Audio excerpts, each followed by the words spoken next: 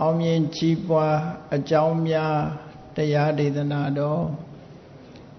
ဒီကနေ့ညတပါးသဘင်ခန္ဓာကိုရှင်ဘုန်းတော်သခင်ရှင်တော်မြတ်ဖရာ၏မဟာကရုဏာဂုဏ်ကိုအာယုပြုကာတိကျုဖွဲ့ဆိုအပ်သောဝန္ဒနာပနာမအာတိတဂါထာကိုရွတ်ဆိုပူဇော်ခြင်းဖြင့်စတင်ကြရအောင်ယောကပဂောတိဟိပိယပမေယံကာလံကရွန်တော်တိဒုက္ခရာနိခေရံကတောလောကဟိတယာနာထောနမောမာကာရုဏိကတတတယောနာထောဝိနိယမြာစွာတတ္တဝါဤချမ်းသာစီးပွားလိုလားတောင်းတဂုံပေါင်းခါသဖြင့်နာထမြညာခြင်းရှင်တော်မြတ်ဖရာသည်ကပ္ပဂောတိဟိပိဂရေကဘာအရေးအတွက်သင်္ချာတို့ဖြင့်တော်လဲအဘေမေယံအရေးအတွက်တိုင်းတာဖော်ပြခြင်းငါမစွမ်းနိုင်ပါသောကာလံလေးအသင်ချေသိမ့်နေကဘာရှိကြသောကာလပတ်လုံးလောကဣတယတတလောကဤအကျိုးစီးပွားအလုံးငါအဓိဒုက္ခရဏိဥစ္စာအသက်ချေလက်အင်္ဂါမေတ္တာကြီးမှသမိတာနှင့်တထာဇနီစွန်ញကြီးဟုကျက်တိထဝေငါးသွဲအစုအလုံးခဲရင်တော်မူရောကိုကရွန်တော်ဘုရားဖြစ်ရန်ဤတန်ကြိုးကုတ်အထုတော်မူရသည်ဖြစ်၍ခေရန်လက်ချေမျက်လုံးအသက်ဆုံးလည်းရဲ့နှလုံးစိတ်ဝံကိုရောဤပင်မညင်းတို့ကတောဘဝတဏ္ဏချိန်ဖြတ်များစွာရောက်တော်မူကြရရှာလေပြီမဟာကရုဏီကတတ္တဝါများရင်ဝဲသားကဲ့သို့တနာချစ်ခင်မဟာကရုဏာရှင်ဖြစ်တော်မူသောတသနာတသဝိနည်းများစွာတတ္တဝါဤချမ်းသာစီးပွားလိုလားတောင်းတဂုံပေါင်းခါသဖြင့်နာထမြညာထိုရှင်တော်မြတ်ဖရာအားနမောယုတိပြောင်းပြော့မှန်ကိုလျော်၍ကရောယုကျိုးရှိခိုးခြင်းသည်အထုဘဝတုစင်စစ်မသွေဖြစ်ပါစေတည်း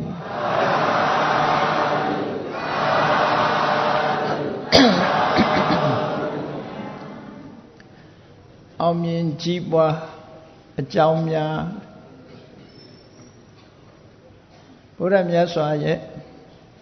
ဂုဏ်ကိုအာယုံပြုပြီးမြတ်စွာဘုရားရဲ့တပည့်တာဝကအဖြစ်ခံယူထားကြတဲ့ဘုရားဘာသာဝင်သူတော်စင်တွေမြတ်စွာဘုရားရဲ့အဆုံးအမကိုသိရှိနားလည်ကြဖို့အခုလိုတရားပွဲကြီးတွေဆင်ကျင့်ပပြုလုပ်ပြီးတော့တရားဓမ္မကိုနာယူကြဘုန်းကြီးတို့ဟောတဲ့တရားဆိုတာကိုယ်ပိုင်ဟောတဲ့တရားတွေမဟုတ်ပါဘူးမြတ်စွာဘုရားဟောကြားခဲ့တဲ့တရားတွေတဲကထုတ်နှုတ်ပြီးတော့သင်္တေယောရာယူပြီးတော့တရားဓမ္မတို့ဟာလက်ဆင့်ကမ်းဖြန့်ဝေခြင်းများတာဖြစ်တယ်မြတ်စွာဘုရားရဲ့အဆုံးအမတွေဟာအင်မတန်မှအတိုင်းအတာအပြင်လည်းများပြားလှတယ်လောကလူသားတွေရဲ့အလွန်ကျယ်ပြန့်တဲ့ဒီလူမှုရေးကိစ္စတွေဘာသာရေးကိစ္စတွေဆိုတာလို့အလွန်ကျယ်ပြန့်တဲ့ကိစ္စတွေအလုံးကိုခြုံမိငုံမိအောင်မြတ်စွာဘုရားသခင်ကိုရောမြတ်ကကောင်းမြတ်တဲ့အဆုံးအမတွေကိုပေးတာဖြစ်တယ်ဘုရားရဲ့အဆုံးအမတွေကိုသိရှိနားလည်ဖို့ဘုရားဘာသာဝင်သူတော်စင်တွေအနေနဲ့ကြိုးစားအထောက်ကြဘုရားကိုကိုးကွယ်တယ်ဆိုတာမြတ်စွာဘုရားရဲ့အဆုံးအမကိုခံယူကြဖို့ကိုးကွယ်ခြင်းသာဖြစ်တယ်မြတ်စွာဘုရားကမားလိုက်မယ်တကိုးနဲ့တို့ကိုချီးမြှောက်လိုက်မယ်ဆိုတဲ့အနေအထားမျိုးနဲ့ကိုးကွယ်ကြတာမဟုတ်ဘူးမြတ်စွာဘုရားရဲ့အဆုံးအမတွေကိုနာယူမှတ်သားပြီးထိုအဆုံးအမတွေအတိုင်းလိုက်နာကျင့်သုံးဖို့ဆိုတဲ့ရည်ရွယ်ချက်နဲ့ကိုးကွယ်ကြတယ်မြတ်စွာဘုရားသခင်ကိုရောမြတ်ကလည်းအကျဉ်းတရားနဲ့ပညာတရား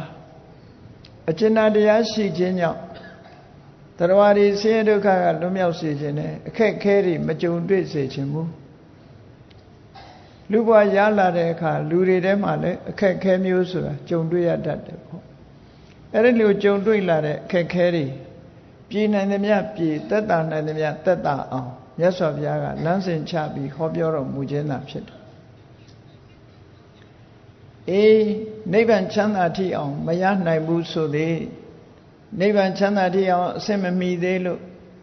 မရင်ကျက်သေးလို့နိဗ္ဗာန်ချမ်းသာကိုမရနိုင်သေးသူတွေအတွက်လည်းမြတ်စွာဘုရားသခင်ကိုရောမြတ်ကဆင်းရဲဒုက္ခသက်သာရာသက်သာကြောင်းနိလန်းကောင်းတွေရှင်းလင်းဟောပြောပေးတာဖြစ်တယ်ရင့်ကျက်ပြီးသားဖြစ်လို့အသိဉာဏ်ထက်မြက်တဲ့ပုဂ္ဂိုလ်တွေတဏှာဝကလုံးဝလွတ်ဖို့ဆိုတာကိုလည်းမြတ်စွာဘုရားကလမ်းညွှန်မှုပြုတာဖြစ်ပါတယ်ဘုရားရဲ့အဆုံးအမတွေကိုခြုံငုံသုံးသပ်ကြည့်မယ်ဆိုလို့ရှိရင်ဒိဋ္ဌဓမ္မိကလို့ခေါ်တဲ့လက်ရှိဘဝမှာကြီးပွားတိုးတက်ဖို့အောင်မြင်ဖို့ချမ်းသာဒုက္ခရဖို့ဆိုတာတွေကိုလည်းမြတ်စွာဘုရားဟောကြားတာဖြစ်တယ်မြတ်စွာဘုရားအဆုံးအမထဲမှာဘာသာတရားတစ်ခုအနေနဲ့လိုက်နာရမယ်ဘာသာရေးကိစ္စတစ်ခုတည်းမဟုတ်ဘူးတကယ်ပြောမယ်ဆိုရင်မြတ်စွာဘုရားရဲ့အဆုံးအမတွေဟာကျင့်သုံးရေးတာဖြစ်တယ်ခဏခေတ်မှာဘာသာရေးဆိုဒီမှာဘယ်လိုဟာတွေကိုအများအားဖြင့်ဘာသာရေးလို့ခေါ်နေကြသလဲလို့ဆိုရင်ဘုရားကျောင်းသွားပြီးတော့ဆုတောင်းဆုယူပြုတာတွေကိုဘာသာရေးလို့ခေါ်နေကြတယ်ဘုရားစီသွားပြီးရှိခိုးမယ်ရှိခိုးပြီးတော့ဘုရားစီကဆုတော်လက်တော်တွေတောင်းမယ်တကုရှင်ကိုချီးမွမ်းမယ်ဆိုတဲ့အနေအထားမျိုးတွေနဲ့ကိုယ်ွယ်စိတ်ကကြတာများတယ်ဒါကဘယ်ကနေဆက်သွယ်လာတာတုံးဆိုနတ်ကိုကိုယ်ွယ်မှုကနေဆက်သွယ်လာတာသာဖြစ်တယ်နတ်ကိုယ်ွယ်တဲ့ပုဂ္ဂိုလ်တွေဟာဒီတိုင်းပဲနတ်ကိုပူဇော်ဝယ်တွေနဲ့ပူဇော်ပြီးတဲ့အခါအရှင်ကြီးမတော်မူပါဆိုပြီးတော့နော်စီဝါတိုးတက်အောင်မတော်မူပါကျမ်းမာအောင်မတော်မူပါနဲ့ဒီလိုဆုတောင်းကြတာဆုယူကြအဲ့ဒါလို့လုပ်ပြီးတော့ကိုးကွယ်လာတဲ့အလေးအထားကြီးကစွဲနေတဲ့အခါဘုရားဘာသာဝင်အချို့မှလည်းပဲဒီလိုအတွေးခေါ်မျိုးတွေမပြောက်သေးသည့်အတွက်ကြောင့်မြတ်စွာဘုရားရုပ်ပွားဆင်းတုတော်ရှေ့သွားပြီးတော့နတ်ဘုရားတဆူပေါ်မှာပူဇော်ပြီးတော့ဆုတောင်းဆုယူပြုသလိုဒီလိုပြုနေကြတာတွေဟာရှိနေတော့မယ်ဖြစ်သေးတယ်တကယ်စင်စစ်မှာတော့မြတ်စွာဘုရားသခင်ကိုရောမြတ်ထံဆုတောင်းရမှာလည်းမဟုတ်ဘူးဆုယူရမှာလည်းမဟုတ်ဘူးဒါဖြင့်ဒီပင်ကရာမြတ်စွာဘုရားထံမှာသူမိတာယတိဆုတောင်းတာကတော့ဘာတုံးလို့မေးစရာရှိလားသူမိတာယတိဟာဒီပင်ကရာမြတ်စွာဘုရားရဲ့အစွမ်းတကူနဲ့တကူတော်နဲ့ချီးမြှင့်မှုကိုဆုတောင်းတာမဟုတ်ဘူးသူ့ရဲ့လှုပ်အားပေါ်မှာဆန္ဒပြုတာမျှတာဖြစ်တယ်ဘုရားဘာသာရဲ့ဆုတောင်းမှုနဲ့တခြားဘာသာတွေရဲ့ဆုတောင်းမှုကအလွန်ကွာခြားသူမိတာယတိကသူလှုပ်တဲ့လှုပ်ရတွေဟာတခြားရည်ရွယ်ချက်ဘာမှမရှိဘူးဘုရားဖြစ်ခြင်းနဲ့ရည်ရွယ်ချက်ပဲဆိုတာဒါကိုဆုတောင်းနေခေါ်တာနော်ဟိုဘုရားသခင်တကုရှင်နေစီဆုတောင်းတာဒါမျိုးမဟုတ်ဘူးမဆာတော်မူပါအစွမ်းတကုနဲ့ချီးမြှင့်တော်မူပါဆိုတဲ့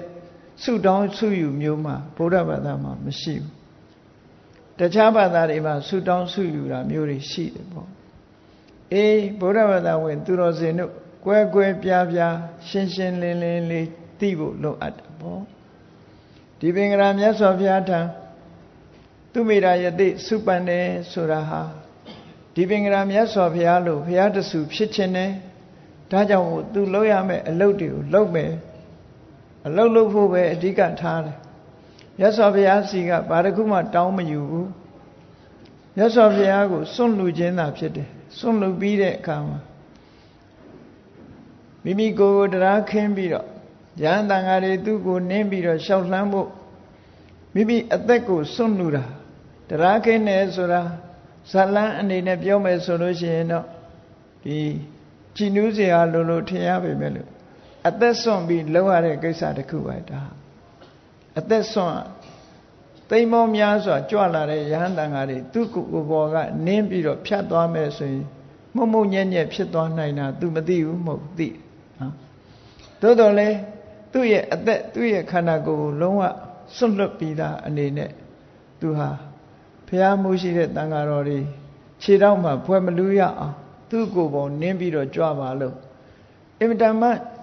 ပြတ်သားတဲ့ရဲရင်နဲ့ပြတ်သားတဲ့စွန့်လွတ်နိုင်တဲ့အနစ်နာခံနိုင်တဲ့စိတ်ဓာတ်မျိုးနဲ့ဘုရားရှိခိုးဆောင်ရွက်တာဖြစ်တယ်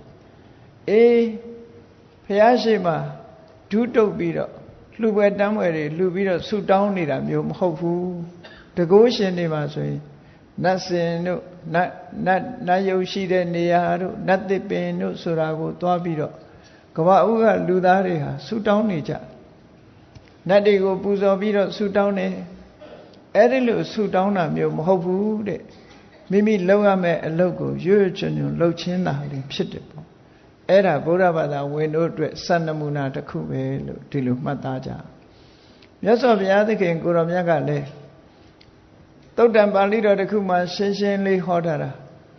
ဆုတောင်းနေုံနဲ့ရမယ်ဆိုရင်တဲ့လောကလူတွေဟာတူညီသောအကျိုးကျေးဇူးကိုရနေကြမှာပဲဘာဖြစ်လို့တော့ဆိုရင်လူတိုင်းဟာအကောင်းကြိုက်တာကြီးဖြစ်သောကြောင့်အကောင်းကိုရအောင်ဆုတောင်းနေကြမှာပဲတဲ့အဲ့ဒါကြောင့်မို့မြတ်စွာဘုရားအမိန့်ရှိတယ်ဆုတောင်းပြီးတော့ယူတာမျိုးမလုပ်သင့်ဘူးတဲ့လက်တွေ့ကျင့်သုံးလိုက်နာခြင်းကိုသာလျှင်လုပ်သင့်တယ်အသက်ရှိခြင်း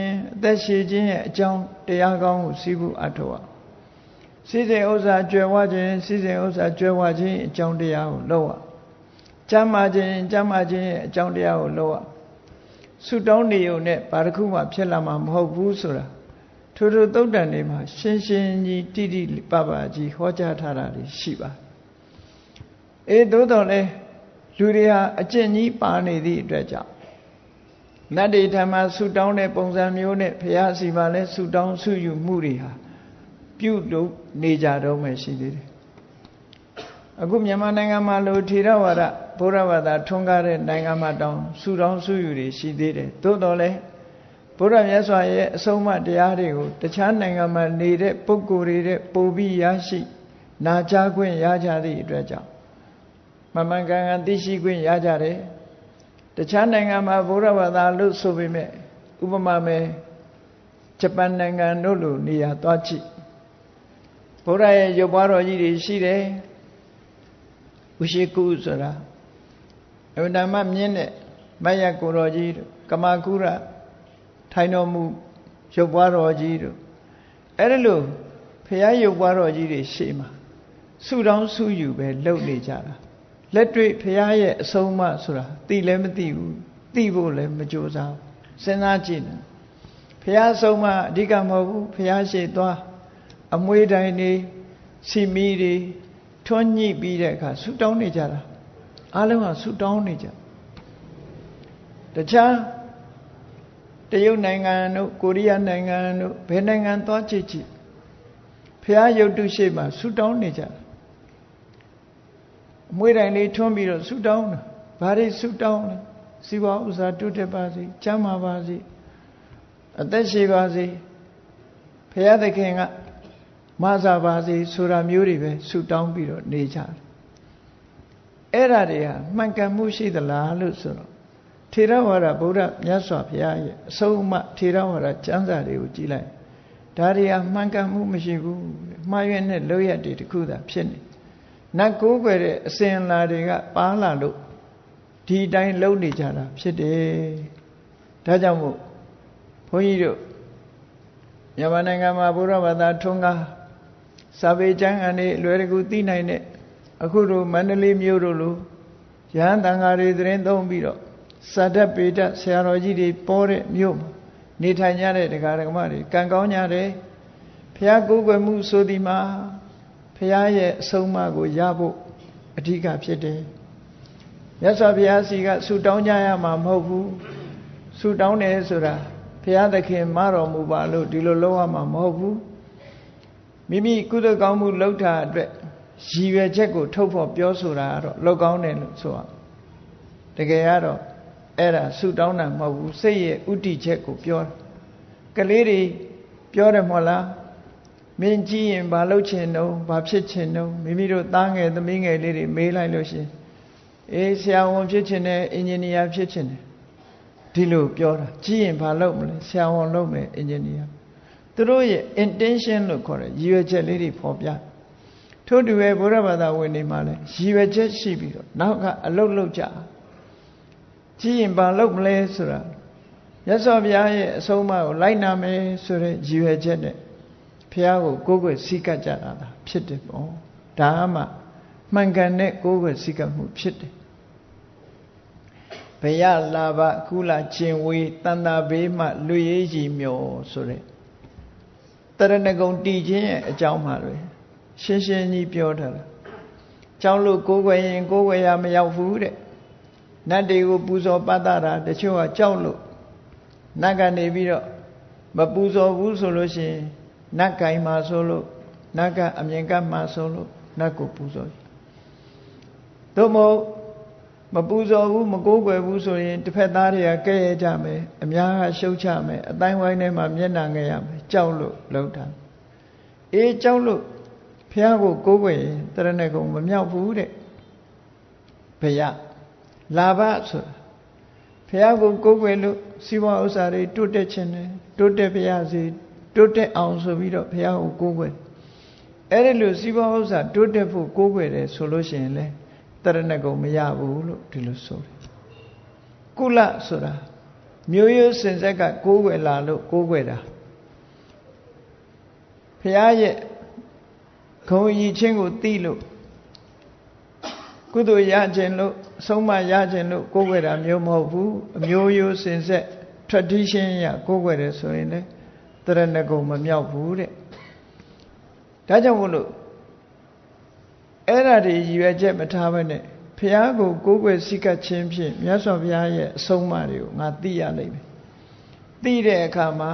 မြတ်စွာဘုရားကရှောင်ရံနဲ့ဆောင်ရံနှစ်ခုဟောလိုက်အဆုံးအမထဲမှာဘာမလုပ်ရဘူးဘာလုပ်ရမယ်ဒီနှစ်ခုပဲဟောတာအဲ့မြတ်စွာဘုရားဟောတဲ့အတိုင်းမလုပ်ရဘူးဆိုတာရှောင်မယ်လုပ်ရမယ်ဆိုတာလုပ်မယ်ဆိုတဲ့ဒီတန်တရားဝတ်ကနေလွတ်ဖို့ကောင်းကျိုးချမ်းသာတွေရဖို့ကိုယ်လုံအားပေါ်မှာမူတည်ပြီးတော့မှန်ကန်တဲ့လမ်းကြောင်းပေါ်မှာရှောက်လန်းဖို့မြတ်စွာဘုရားကိုကိုးကွယ်စိတ်ကပ်ရဒါကြမှာမှန်ကန်တဲ့ကိုးကွယ်မှုတရဏဂုံမြောက်တယ်လို့ဒီလိုဆိုတယ်မြတ်စွာဘုရားကလည်းကိုးကွယ်ထိုက်တယ်တရားတွေကိုကဲတင်တယ်ပြောကြတယ်ဘုရားကဲတင်တယ်တကုရှင်တွေကလည်းသူတို့အစွမ်းတကုနဲ့ကဲတင်တယ်လို့ပြောကြတယ်မြတ်စွာဘုရားကဲတင်ပုံကဲတင်နည်းကဘယ်လိုကဲတင်တာတုံးလို့ဆိုဟိတေပဝတ္တနေနအာဟိတာသနေဝတ္တနေနတတ္တနံဘယံဟိန္တတိပုဒ္ဓောတရားတွေပေါ်မှာကြားရောက်တဲ့ဘေးရန်ကိုမြတ်စွာဘုရားဘယ်ပုံဘယ်နည်းနဲ့ကဲတင်ဆောင်းလျှောက်တုံးကိုရောရဲ့တကိုးကိုအသုံးချပြီးတော့ကဲတင်တာလားမဟုတ်ဘူးတရားတွေရဲ့တဏ္ဍမှာအကျိုးစီးပွားကိုဖြစ်ထွန်းစေမဲ့ကုသိုလ်တရားတွေကိုဖြစ်အောင်ဖြစ်စေတယ်ဒါတွေကိုလုပ်ရမယ်လို့ခေါ်တယ်လုပ်တဲ့လူတွေအကျိုးရတယ်မလုပ်ရင်တော့အကျိုးမရဘူးဟိတေဘောတနေတာကောင်းကျိုးချမ်းသာကိုပေးနိုင်တဲ့အလုပ်မျိုးတွေကောင်းကျိုးချမ်းသာကိုဖြစ်ပေါ်စေနိုင်တဲ့အတွေးမျိုးတွေကောင်းကျိုးချမ်းသာကိုဖြစ်စေနိုင်မဲ့အပြောမျိုးတွေဒါတွေကိုလိုက်နာဟိတေဘောတနေတာအစည်းအဝါးကိုဖြစ်စေအစည်းအဝါးကိုဖြစ်စေတတ်တဲ့ကောင်းကျိုးချမ်းသာတွေပေးနိုင်တဲ့ကုသိုလ်တရားတွေကိုလှုပ်ဆောင်စေတယ်အဲ့ဒါမြတ်စွာဘုရားကတရားတွေတဏ္ဍမှာဖြစ်ပေါ်လာမဲ့ဘေးရန်အန္တရာယ်ကိုဖယ်ရှားခြင်းပဲဖြစ်တယ်ကိုယ်တိုင်ကနေတကူတော်နဲ့ကာကွယ်ပြီးတော့ဘေးရန်အန္တရာယ်တွေမရောက်အောင်ကာကွယ်ပေးတာမဟုတ်ဘူးနော်အေးဒီတရားတွေကိုယ်တဏ္ဍမှာရအောင်လုပ်မယ်ဆိုလို့ရှိရင်ဘေးရန်အန္တရာယ်တွေမကြရောက်နိုင်ဘူးအဟိတာသနေဝတ္တနေနဒါတွေမလုပ်နဲ့ဒါတွေကရှောင်ရမယ်အေးမရှောင်ဘူးဆိုလို့ရှိရင်ဘေးရန်အန္တရာယ်တွေကြရောက်နိုင်တယ်ဆိုပြီးတော့ဘေးရန်အန္တရာယ်တွေကိုကြရောက်စေနိုင်တဲ့အကုသိုလ်တရားတွေကရှောင်စေခြင်းအပြင်တရားတွေတဏ္ဍမှာဘေးရန်အန္တရာယ်မကြရောက်အောင်မြတ်စွာဘုရားကကဲတင်ပေးတယ်ဒီလိုဆိုဒါဟာအလွန်ထင်ရှားတယ်ဆရာဝန်တယောက်ကလူနာတယောက်ကိုယောဂပြောက်အောင်ကုစားတယ်ဆိုတဲ့နည်းကိုသိချကြည့်ဆရာဝန်ကဘာယောဂလို့ဆိုတာပြောတယ်ဆေးပေးတယ်ဘယ်အစားအစာကိုရှောင်ရမယ်ဘယ်အစားအစာကိုစားရမယ်ဟောရှောင်ရံနဲ့ဆောင်ရံနှစ်ခုပေးဆေးမမှန်တော့ဖို့ပြောတယ်မြတ်စွာဘုရားကတရားတွေတဏ္ဍမှာကောင်းကျိုးချမ်းသာတွေရဖို့ဆိုတာလေဒီအတိုင်းပဲဆရာဝန်တွေကယောဂပျောက်ဖို့အတွက်မိမိထံရောက်လာတဲ့လူနာကိုအကြံကောင်းဉာဏ်ကောင်းတွေပေးတာပဲ ဒါကဘာယောဂဘာကြောင့်ဖြစ်တာအဲ့ဒီယောဂပျောက်ဖို့အတွက်ဒီဆေးတောင်းအောင်အနေထိုင်မျိုးကဒီအနေထိုင်မျိုးနေရမယ်ဒီအစားစားရတယ်ဒီအစားမတည့်ဘူးဟောလူနာကအဲ့ဒီတိုင်လိုက်နာဆောင်ရွက်လို့ရှိရင်ယောဂပျောက်ခြင်းဆိုတဲ့အကျိုးကိုရအကယ်၍လူနာကဆေးလည်းမတောင်းဘူးရှောင်ရံလည်းမရှောင်ဘူးဆောင်ရံလည်းမဆောင်ဘူးဆိုလို့ရှိရင်ယောဂဝေဒနာပျောက်မှာမဟုတ်ဘူးအဲ့ဒီတိုင်းပါပဲမြတ်စွာဘုရားကိုကိုယ်ွယ်စိတ်ကတ်တယ်ဆိုတာဒီအဓိပ္ပာယ်ပဲမြတ်စွာဘုရားကအကုသိုလ်တရားတွေကရှောင်ရမယ်လို့ဟောထားရင်ရှောင်ရအနာတိပါဒမရှောင်ရမယ်အာရိဏဒနာရှောင်ရမယ်ကာမေတုမေသာစာရရှောင်ရမယ်မုဒ္ဒဝါရကရှောင်ရမယ်သူရမေတ္တာကရှောင်ရမယ်ဟောရှောင်မို့ရာတွေဟောထားတာရှောင်ခြင်းဖြင့်သာလေဘေးရအန္တရာယ်တွေကလွတ်မြောက်တယ်စာရိတ္တသီလမိဘကိုယုသိရမယ်ဒါနကောင်းမှုလုပ်ရမယ်သီလစောင့်တည်ရမယ်ကမ္မထံဘာဝနာပွားများအထောက်ရမယ်မိမိတဏ္ဍမှာကုသိုလ်တရားတွေဖြစ်ပွားအောင်ကြိုးစားရမယ်ဟောလုပ်ရမှာကိုပြောတာအဲ့ဒီလုပ်ရမှာတွေကိုလိုက်နာကျင့်သုံးမှသာလျှင်ကောင်းကျိုးချမ်းသာတွေကိုရအဲ့ဒါကိုဆိုလိုတယ်ဟိတေပဝတ္တနေနအာဟိတာသနိဝတ္တနေနတတ္တနံဘယံဟိန္တတိဗုဒ္ဓဘုရားမြတ်စွာဘုရားဟာဟိတေတရဝရရဲ့တဏ္ဍမှာကောင်းကျိုးချမ်းသာကိုဖြစ်စေနိုင်တဲ့ကုသိုလ်တရားတွေကိုပဝတ္တနေနဖြစ်အောင်တိုက်တွန်းပေးခြင်းဖြင့်အာဟိတာသဆိုးကျိုးတွေကိုပေးတတ်တဲ့အကုသိုလ်တရားတွေမှာနိဝတ္တနေနဆုတ်ခွာဖယ်ရှားစေခြင်းဖြင့်တတ္တနံတတ္တဝါတို့ရဲ့ဘေးရန်အန္တရာယ်ကိုဟန္တိဖယ်ရှားပယ်ဖြောက်နိုင်ပါပေတော့ဤဟောတတ္တဝါတွေပေါ်မှာမကြရောက်အောင်အဲ့ဒီနည်းနဲ့ဖယ်ရှားပေးတာတဲ့မိမိတို့ရဲ့ချစ်လက်စွာသောသားသမီးတွေကိုလည်းမိဘတွေကဘယ်နည်းနဲ့ဆုံးမဩဝါဒပေးတာတော့ဆိုဟဲ့ဒီအလုပ်ကိုမလုပ်နဲ့ဟိုအလုပ်ကိုလုပ်ဒီလမ်းမသွားနဲ့ဟိုလမ်းသွားဒီလူနဲ့မပေါင်းနဲ့ဟိုလူနဲ့ပေါင်းဒါပဲပြောတာပဲမဟုတ်လားဒါပဲပြောရတာပဲဒီမြတ်စွာဘုရားအဆုံးအမလည်းဒါပဲအဲ့ဒီအဆုံးအမကိုရခြင်းလို့ဘုရားကိုကိုးကွယ်တာအဲ့ဒါမှဘုရားကိုကိုးကွယ်တယ်ဆိုတဲ့စကားရဲ့အတ္တဟိအတ္တနောနာထောကောဟိနာထောပရောတိယအာကိုရာဆိုတာမိမိတည်တာလည်းမိမိရဲ့အာကိုရာဖြစ်တယ်တခြားပုဂ္ဂိုလ်အာကိုစရာမရှိဘူးဆိုတဲ့စကားနှစ်ရပ်စဉ်းစားကြည့်ပေါ့ဘုရားကိုးကွယ်တာကဘုရားရဲ့အဆုံးအမရဖို့ကိုးကွယ်တယ်မိမိကိုယ်အာကိုတယ်ဆိုတာဘုရားအဆုံးအမရပြီးရင်ကိုယ်တိုင်လိုက်နာကျင့်သုံးရမယ်ကိုယ်တိုင်ဆောင်ရန်ရှောင်ရန်တွေကိုလုပ်အောင်ဟောဒါကိုယ်တိုင်ကြိုးစားလို့50-50ပေါ့မြတ်စွာဘုရားကအဆုံးအမဩဝါဒပေးတာရာခိုင်နှုန်း90ဆိုပါစို့မိမိကိုယ်တိုင်လိုက်နာကျင့်သုံးမှုကရာခိုင်နှုန်း90လို့ဒီလိုဆိုရသို့တော်မြတ်စွာဘုရားရဲ့အလိုတော်အရပြောမယ်ဆိုလို့ရှိရင်မြတ်စွာဘုရားရဲ့အဆုံးအမဟာရာခိုင်နှုန်းအပြည့်အကျိုးပြုတယ်လို့ပဲပြောရမယ်။ဘာဖြစ်လို့တော့တရားဝါတွေလမ်းကြောင်းမှန်ပေါ်ရောက်ရှိပြီးတော့ကြိုးပမ်းအားထုတ်ခြင်းသည်ပင်လေမြတ်စွာဘုရားရဲ့အဆုံးအမကြောင့်လောက်တာဖြစ်တယ်ပေါ့။ဒါကြောင့်မို့အဆုံးအမကိုသိခြင်းအဆုံးအမတိုင်းလိုက်နာကျင့်သုံးခြင်းသည်ပင်လေမြတ်စွာဘုရားကရာခိုင်နှုန်းပြည့်အကျိုးပြုတယ်လို့ဆိုတယ်။သို့သောစာပေကျမ်းဂန်တစ်ခုမှာပြောမယ်ဆိုရင်50-50လို့လည်းပြောလို့ရတယ်ပေါ့။ဘာကြောင့်ပြောလို့ရတော့ဆိုဥပရိသမတ္တမေဝဟိပရာယတ္တာဆိုတဲ့စကားရှိတယ်။အညာသဗ္ဗတမတ္တိအတ္တဓိနာယေဝတဲ့။လောကလူတွေစဉ်းစားကြည့်နော်မိမိရဲ့ဘဝကိုကိုယ်တိုင်စဉ်းစားကြည့်။ဆရာသမားတွေတို့မိတ်ကောင်းဆွေကောင်းတွေတို့အဲ့ဒီပုဂ္ဂိုလ်တွေကကိုယ့်ကိုလမ်းညွှန်မှုပေးတယ်ဒါလို့ဒါမလုံးနဲ့အယောင်းဝယ်ကိစ္စတွေဆိုလဲဘာကိုရောင်းနေတယ်ဘာကိုမရောင်းနေဘူးသင်ပေးတဲ့သင်ဆရာဒါတွေရှိတယ်ပေါ့နော်အယောင်းဝယ်ကိစ္စလည်းသင်ပေးတာတခြားကိစ္စတွေလည်းသင်ပေးကြအဲ့ဒီသင်ပေးတာဆိုတာနိဗ္ဗေလမ်းပြလှုပ်ခြင်းများတာဖြစ်တယ်နိဗ္ဗေလမ်းပြလှုပ်တာဟာ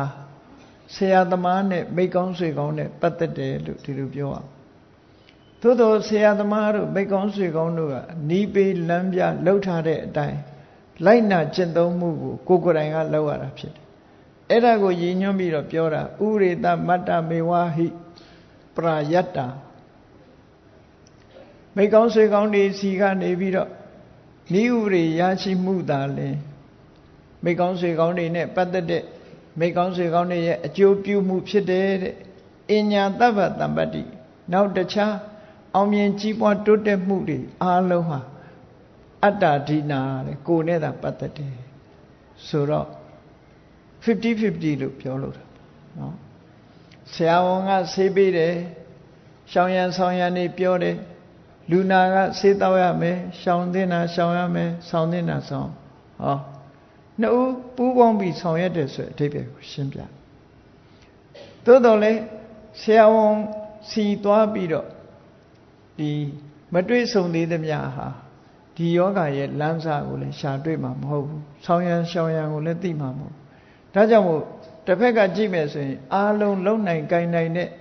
ယောဂပျောက်ခြင်းဆိုတဲ့အကျိုးရခြင်းဟာဆရာဝန်ပေါ်မှာရာခိုင်နှုန်းပြည့်တည်တယ်လို့ဒီလိုပြောလို့ရတယ်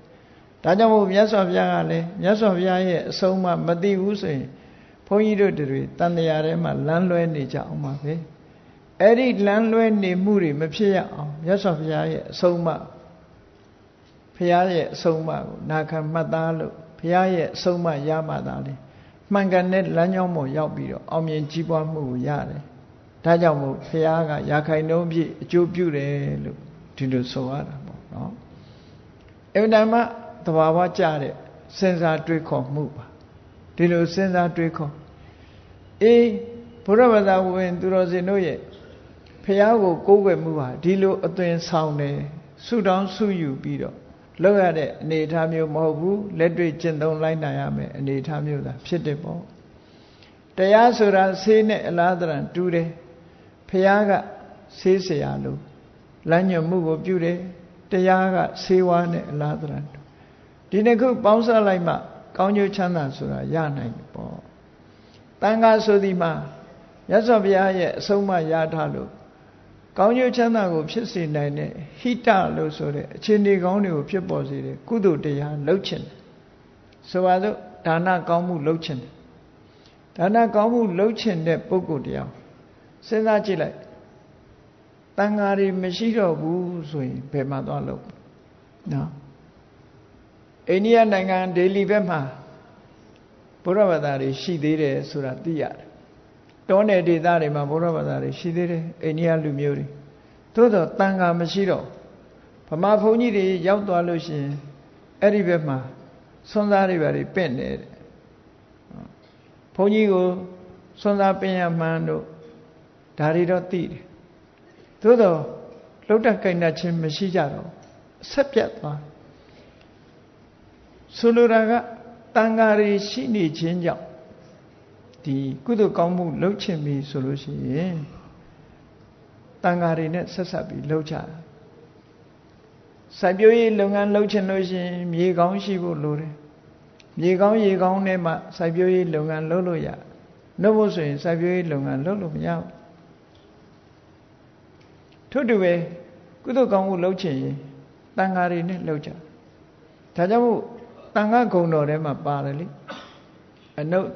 တရံပုညခိတံလောကတ္တလို့ဆိုတန်ဃာတွေမရှိတော့ပါဘူးလို့ဆိုပါစို့ဘယ်တော့မှဘယ်နေရာမှရှာမတွေ့တော့ဘူးတန်ဃာတွေမရှိတော့ဒါနကောင်းမှုလည်းလုပ်ချင်တယ်လူချင်းတန်းချင်တယ်လူချင်းတန်းချင်တဲ့နေရာတော့လှူမယ်ဆိုရင်ဘာလှူရကြည့်မယ်ဆိုရင်တရောင်းစားပဲလှူဖို့ရှိမှာနော်တိရစ္ဆာန်တွေပဲလှူဖို့ရှိလှူဖို့ရတကယ်ကိုမုံမုံမြတ်မြတ်ကောင်းကျိုးချမ်းသာကိုပေးနိုင်တဲ့အနေအထားမျိုးအကျင့်သီလနဲ့ပြည့်စုံတဲ့ဒီတန်ဃာမျိုးတွေဆိုတာရှိနိုင်တာမဟုတ်တော့ဘူးတန်ဃာလို့ဆိုတာကိုဥတည်ပြီးတော့လှူလို့ရှိရင်နောက်ဆုံးမှအကျင့်မကောင်းတဲ့ဘုန်းကြီးတစ်ပါးကိုတန်ဃာအနေနဲ့လှူမယ်ဆိုလို့ရှိရင်မြတ်စွာဘုရားဘယ်လိုဟောထားတယ်ဆိုတန်ဃာလို့ဥတည်ပြီးတော့လှူလို့ရှိရင်အကျိုးကျေးဇူးဟာအနန္တအပမေယအတိုင်းအဆမရှိရနိုင်တယ်။ဘာဖြစ်လို့သူ့ရဲ့ဥတည်ချက်စိတ်စေတနာဟာတန်ခါပေါ်မှာသာထားတာအကျင့်မကောင်းတဲ့ပုဂ္ဂိုလ်ပေါ်မှာရပ်မနေဘူးလို့ဒီလိုဆိုတယ်နော်။တန်ခါဆိုဒီမှာအဖွဲ့အစည်းကိုပြောတာဘုန်းကြီးတစ်ပါးတည်းကိုမပြော။တန်ခါဆိုဒီမှာမြတ်စွာဘုရားရဲ့တပည့်တော်ကအလုံးရဲ့အဖွဲ့အစည်းကိုဆိုလိုတယ်။မျက်မှောက်ရှိတာရော မျက်ွယ်ရောက်နေတာရောအလုံးအဖွဲ့အစည်းတစ်ခုတန်ခဆိုတဲ့ဂုံကိုအာရုံပြုပြီးတော့လှူမယ်တမ်းမယ်ဆိုလို့ရှိရင်သာသနာအောက်တန်းကျသွားတဲ့အချိန်အခါရောက်ရင်တောင်မှဒီမြတ်စွာဘုရားကဟောထားတာတက္ခိဏဝိပင်္ဂသုတ်မှာနောက်ပိုင်းကြလို့ရှိရင်တဲ့တဖြည်းဖြည်းဘုန်းကြီးဝတ်မဲ့လူတွေရှားလာပြီဘုန်းကြီးဝတ်မဲ့လူတွေရှားလာတဲ့အခါဘာသာရေးကိစ္စဆောင်ရွက်ဖို့ဆိုတာအမှန်တမ်းရှားဖွေရအခုဒီနိုင်ငံမှာသာဘုန်းကြီးရဟန်းတန်ဃာတွေပေါ်နေတာဂျပန်နိုင်ငံမှာကြည့်လိုက်ခုအဲ့ဒီပုံစံဖြစ်နေပြီဂျပန်နိုင်ငံမှာရှိတဲ့ဗုဒ္ဓဘာသာအဲ့ဒီပုံစံဖြစ်နေကာတဝခန္ဓာတဲ့သင်္ကန်းအယောင်လေးဟာလက်ဘင်းမှာပဲနက်ကတိုင်လေးလို့စီးထားတာရှိတခါတော့ကဘုန်းကြီးတို့သီရိလင်္ကာနိုင်ငံမှာမာစတာတန်းတက္ကသိုလ်မှာတက်နေတဲ့အချိန်ဂျပန်ဘုန်းကြီးတစ်ပါးဆိုပြီးတော့Japanese Buddhism နဲ့ Zen Buddhism ကိုလာရောက်ပြီးတော့ပို့ချပဲသူကြည့်လိုက်တော့မောင်မိရှိနဲ့လူဝလူစားအင်ကြီးဘိုကေနဲ့ဒါပေမဲ့သူ့အခန်းမှာရေးထားတာ Reverend လို့ရေးထားတယ်အဲ့တော့ဘုန်းကြီးတော့မေးကြည့်သူကဘုန်းကြီးလားလို့ဆိုအဲ့ဒါဘုန်းကြီးတဲ့နော်ဘုန်းကြီးအခုလည်းတခြားဘာသာဘုန်းကြီးတွေကြည့်လေလူဝလူစားပဲဂျပန်ပြည်ကဘုန်းကြီးကကြည့်လိုက်တဲ့အခါကျတော့ဘုန်းကြီးအသွင်လုံးဝမရှိဘူးလူအသွင်နဲ့ဒါဇင်ဗုဒ္ဓဘာသာမှာဒါတွေရှိနေတခြားချိန်မှာဆိုလို့ရှိရင်လူဝလူစားပဲနေတယ်ဘာသာရေးကိစ္စဆောင်ရွက်ပြီဆိုရင်တော့အပေါ်ကနေသင်္ကန်းလေးအယောင်ပတ်ပြီးတော့လုပ်တယ်တချို့ဂိုင်းတွေကြတော့ကရုံတုံသေးတချို့ဂိုင်းကြတော့ခုနကရုံတော့မတုံတော့ဘာသာရေးကိစ္စဆောင်ရွက်မှာပဲရှိတော့ဟောမြတ်စွာဘုရားရဲ့တရားတော်ထဲမှာလည်းပဲနောက်တစ်ချိန်ကြာလို့ရှိရင်ဂုတ္တရဘူးမြင့်မြတ်တဲ့တန်ခါအနွယ်ကြီးကိုဖျက်ဆီးပစ်တဲ့ပုဂ္ဂိုလ်ဖျက်ဆီးပစ်တဲ့ပုဂ္ဂိုလ်တွေတန်ခါရဲ့အနွယ်ဆက်တွေဆက်ခံတဲ့ပုဂ္ဂိုလ်တွေဘာဖြစ်လာမလဲလို့ဆိုလက်ဘေးမှာသင်္ကန်းရောင်လေးစီးထားတာကိုဘုန်းကြီးအမှတ်နဲ့ကိုးကွယ်ကြရလိမ့်မယ်အဲ့ဒီအချိန်မှာတဲ့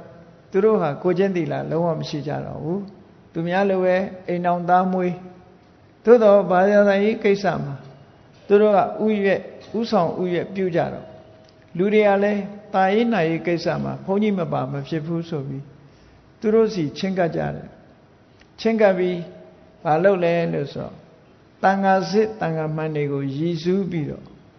အဲ့ဒီသီလမရှိတဲ့ဂုတ္တရဘူးဆိုတဲ့ယဟန်တွေယဟန်ဆက်ယဟန်ရောင်တွေကိုကောင်းမှုကုသိုလ်ပြုကြတယ်သို့တော့တန်ဃာကိုဥတည်ပြီးတော့ပြုတယ်ဆိုတန်ဃာကိုရည်စူးပြီးတော့လှူမယ်ဆိုလို့ရှိရင်မြတ်စွာဘုရားကကောင်းကျိုးချမ်းသာတွေအနန္တရနိုင်ပါသေးတယ်လို့ဒီလိုဟောထားတာဒါအနုတ္တရံပုညခိတံလောကတရည်ညွှန်းပြီးတော့မြတ်စွာဘုရားဟောတာတန်ဃာတွေမရှိတော့ဘူးဆိုရင်ဒါနကောင်းမှုကိုမြင့်မြတ်တဲ့အနေအထားနဲ့လုပ်ဖို့ရခဲရင်တယ်စိုက်ပျိုးရေးလုပ်ချင်လို့မြေမရှိဘူးဆိုတဲ့ပုဂ္ဂိုလ်မြေကောင်းမရှိဘူးဆိုတဲ့ပုဂ္ဂိုလ်ဇတိကုန်းပေါ်မှာပဲစိုက်ပျိုးရမှာလို့ဖြစ်တယ်ဒါကြောင့်မို့လို့တန်ဃာကိုကိုးကွယ်တယ်ဆိုဒီမှာစာပေကျမ်းဂန်မှာဘယ်လိုဆိုထားတော့ဆိုအပ္ပကာနံပိကာရဏံဝိပုလဖလပฏิလာဘကရဏိအပ္ပကာနံပိကာရဏံဆိုဆွန်လေးတစ်စုံလောင်းတာနော်ဟင်းလေးတစ်ခွက်လှူတာလက်အုပ်ကလေးပဲခြိလိုက်တယ်ကိုရှိတဲ့အမုံလေးတစ်ချက်ပဲလောင်းလိုက်တယ်အပ္ပကာနံပိကာရဏံကိုလှုပ်တဲ့အလုပ်လေးကနည်းနည်းလေးမဖြစ်စလောက်လေးလှူလိုက်တန်းလိုက်တယ်ဝိပုလဖလကြီးမြားတဲ့အကျိုးကျေးဇူးပฏิလာဘကရဏတန်ဃာရဲ့အရေးချင်းကကိုချင်းသီလရှိတဲ့တန်ဃာကိုလှူလိုက်ရပြီသို့မဟုတ်တန်ဃာကိုဥတည်ပြီးတော့လှူလိုက်ရပြီဆိုရင်ဝိပုလဖလအလွန်များပြားလာတဲ့အကျိုးကျေးဇူးပฏิလာဘကရဏရရှိအောင်ပြုခြင်းဖြင့်တန်ဃာတွေဟာတရားတွေရဲ့ကိုယ်ွယ်ရာဖြစ်လာရတယ်လို့ဒီလိုဆိုတာမြတ်စွာဘုရားလက်ထက်တော်ခါကာလတုန်းကရှင်နုရုဒ္ဓမထေရမြတ်ဆွမ်းခံကြွလာတာဆွန်လေးတစ်စုံလောင်းတဲ့ပုဂ္ဂိုလ် သေသွားတဲ့အခါတာဝရိန္ဒနတ်ပြည်ရောက်သွားတယ်အဲ့ဒီကုသိုလ်လေးနဲ့တာဝရိန္ဒနတ်ပြည်ရောက်သွားတော့ဆွန်းတစွန်းရဲ့ကောင်းမှုဟာရှင်အနုရုဒ္ဓလိုပုဂ္ဂိုလ်မျိုးမှာလှူလိုက်ရတန်းလိုက်ရတဲ့အခါမှာအစွမ်းတကူကြီးကြီးမားစွာတက်သွား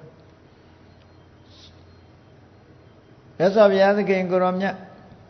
မေရောမိနတဥတီပိဗိဓမာတရားဟောတဲ့အခါမှာအဲ့ဒီအိန္ဒကဆိုတဲ့နတ်သားဟာဆွန်းလေးတစ်စွန်းလောင်းပြီးတော့နတ်ပြည်ရောက်လာသူတဲ့တကူကြီးတဲ့နတ်တွေပြမာတွေရောက်လာလည်းပဲဘုရားအနိပါမှာသူထိုင်မြဲနေရအောင်ထိုင်နိုင်တယ်ဆိုရင်ထိတ်လန့်ခြင်းမရှိဘူးသူ့ရဲ့အစွမ်းတကူကုသိုလ်ကံရဲ့အရှိန်အဝါကြောင့်သူကဆင်မြင့်တယ်ဟိုနောက်နတ်သားတစ်ယောက်ကတော့အင်ကုရနတ်သားသာသနာ့ဘအခါမှာထမေချောင်းစည်းမြ12နှစ်ကြာမြအလှူဒန်းကြီးကိုလှူလာခဲ့တဲ့ပုဂ္ဂိုလ်အဲ့ဒီပုဂ္ဂိုလ်ကတော့